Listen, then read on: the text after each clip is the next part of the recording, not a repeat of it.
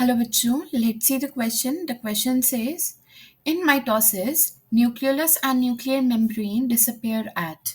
तो इस क्वेश्चन में हमसे बोला गया है कि माइटोसिस के कौन से फेज में न्यूक्लियोलस एंड न्यूक्लियर मेम्ब्रेन हमें नहीं दिखती है.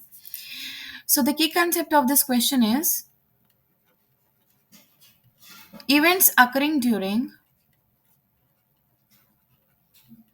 Events occurring during cell cycle, और सेल साइकिल में भी अगर स्पेसिफिकली देखें तो कौन सा, माइटोसिस.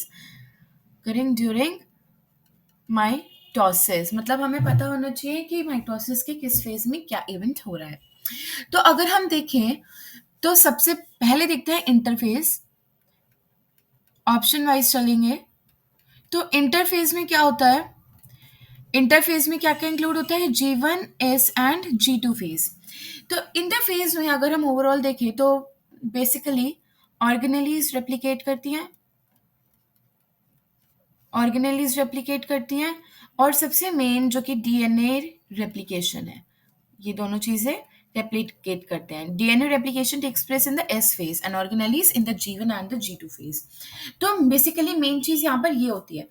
इंटरफेज में इसके अलावा बहुत इंपॉर्टेंट कुछ नहीं होता है, इसका मतलब interphase is not the answer. Let's move on to the option number second which is the prophase. अब प्रोफेज क्या है, एम फेज का सबसे फर्स्ट सब फेज है ना.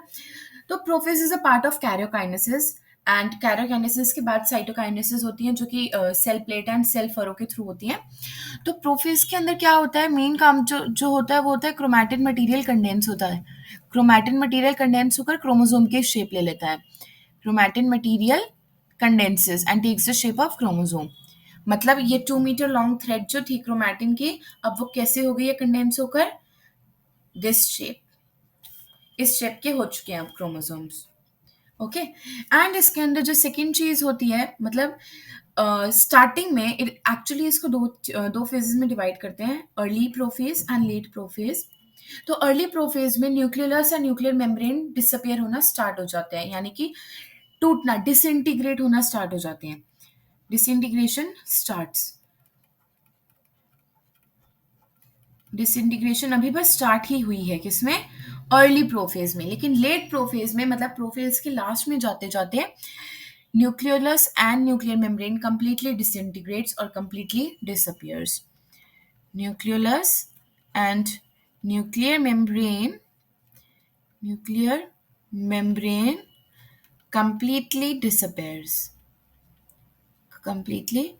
disappears. इसका मतलब कि हमारा करेक्ट आंसर क्या हो जाएगा, option number second which is prophase.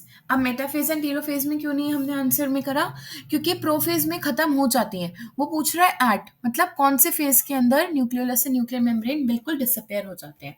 So the correct answer will be option B. I hope you all got to know the answer. Best of luck.